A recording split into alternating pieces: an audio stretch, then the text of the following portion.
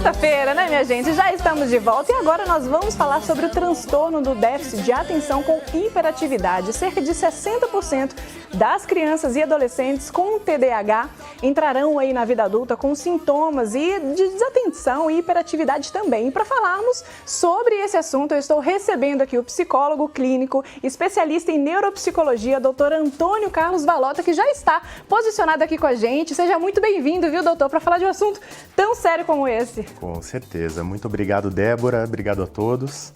Que demais. Doutor, essa falta de atenção aí é mais comum aparecer na infância? Sim, se manifesta a sintomatologia na infância, Débora. No entanto, só se percebe de fato muito mais na fase escolar.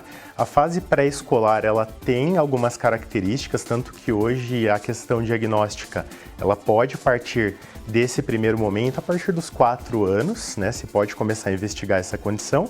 No entanto, geralmente as queixas começam a aparecer a partir dos 6 anos na idade escolar. 6 anos de idade. E doutor, o esquecimento é uma das principais queixas assim que os pais percebem nas crianças?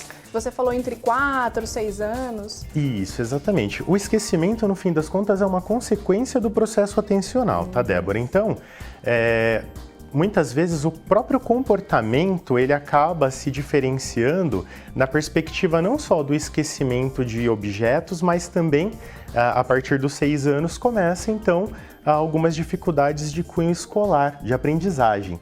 Aí sim se manifesta de fato esse tal esquecimento e muitas vezes relacionado à questão do TDAH, né? Então a gente tem esse H aí que é o comportamento hiperativo.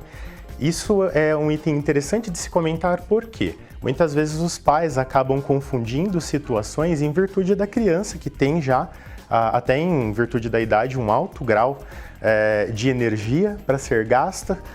Tivemos pandemia, temos hoje uma condição de infância muito diferente de alguns anos atrás, então a gente acaba tendo aí uma dificuldade no gasto de energia dessa criança e muitas vezes há uma confusão com relação a esse comportamento apresentado e os pais acabam se desesperando por entender que pode haver aí uma questão de hiperatividade associada, então, ao TDAH.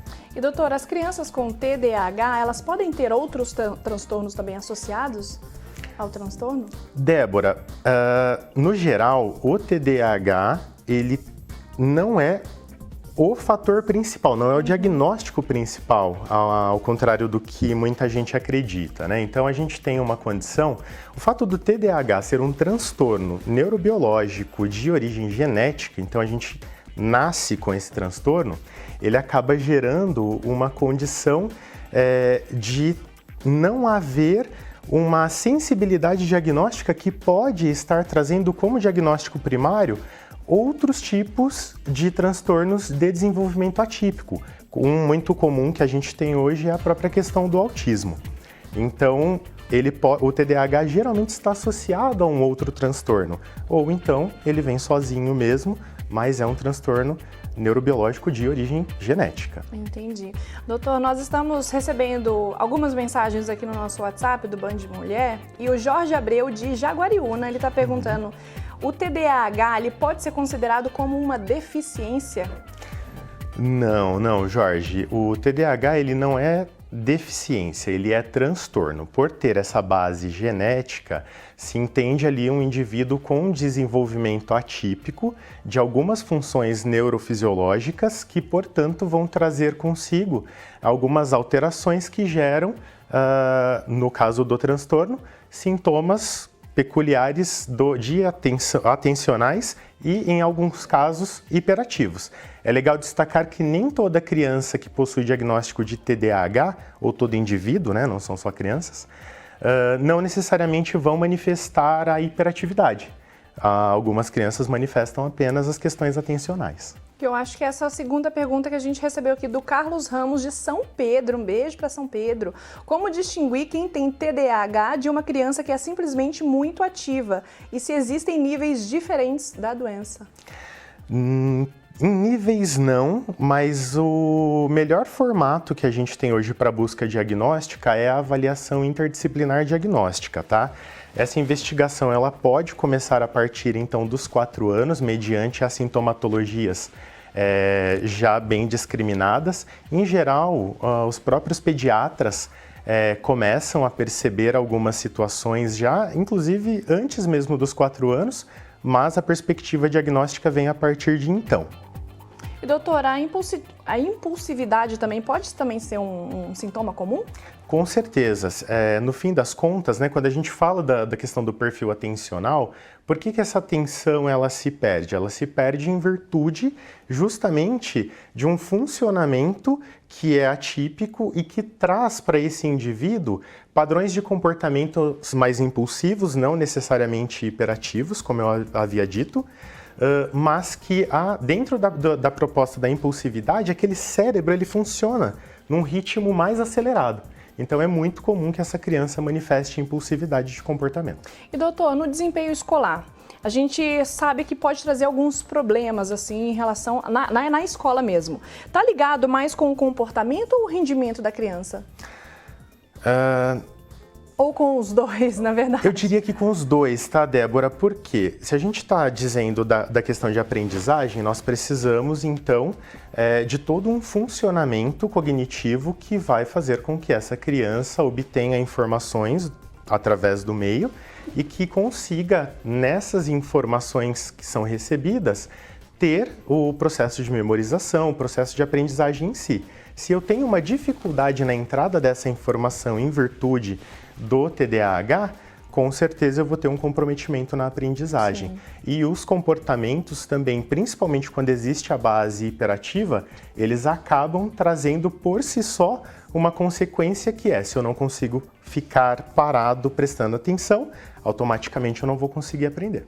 Exatamente. E, doutor, o Lucas Henrique de Amparo, ele está perguntando, caso não seja tratado ainda como criança, né, na infância, o problema pode trazer consequências na fase adulta? Muitas. Quando a gente fala de tratamento, a gente tem uma condição relacionada à sintomatologia e nós temos a questão do acompanhamento, que é algo que eu costumo destacar bastante também, tá, Débora? Em virtude do quê?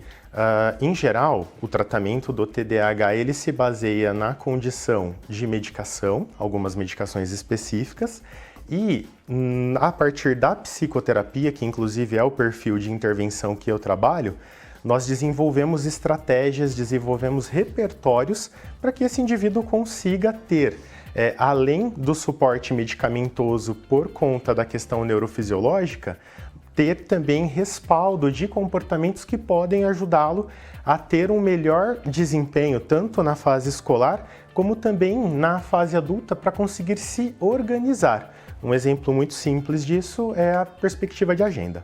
Entendi. Doutor, você falou do tratamento em si. O tratamento é somente por medicação ou pode ser somente por atividade física? Não. Ele pode ser substituído pela atividade física? Não, Débora. A atividade física, no fim das contas, acaba sendo um grande aliado para que a gente consiga bons resultados, mas o tratamento ele compõe-se de, muitas vezes, de questões multiprofissionais e também da questão medicamentosa sendo acompanhada pelo profissional neurologista ou psiquiatra. Que demais, que bom. Doutor, eu acho que você vai ter que voltar aqui no nosso programa. Vai ser um prazer, porque Débora. A gente está recebendo algumas mensagens aqui, a gente está recebendo mensagens aqui e é muita dúvida. É um assunto que a gente tem que ficar muito alerta, principalmente agora na fase escolar, agora que estamos voltando, né, para a escola. Uhum. Eu vou pedir para você voltar, porque a gente tem muita pergunta aqui. Vai ser um prazer, Débora, vai ser um prazer. Bacana. Agradeço e fico feliz. É um tema que realmente vem trazendo diversos questionamentos para os pais responsáveis e que precisa ter um olhar principalmente direcionado para a questão do psicodiagnóstico para que esse indivíduo possa ter esse início de acompanhamento cedo. Quanto mais cedo, melhor. Exatamente. Se você tem uma dúvida, e se você também tem uma dúvida, pode mandar no nosso WhatsApp, que é o 19991969255, que o doutor vai voltar aqui para responder todas essas perguntas. Doutor, muitíssimo obrigada, viu? Eu que agradeço. Um excelente final de semana para você e obrigada por ter vindo. Para todos nós, obrigado a todos.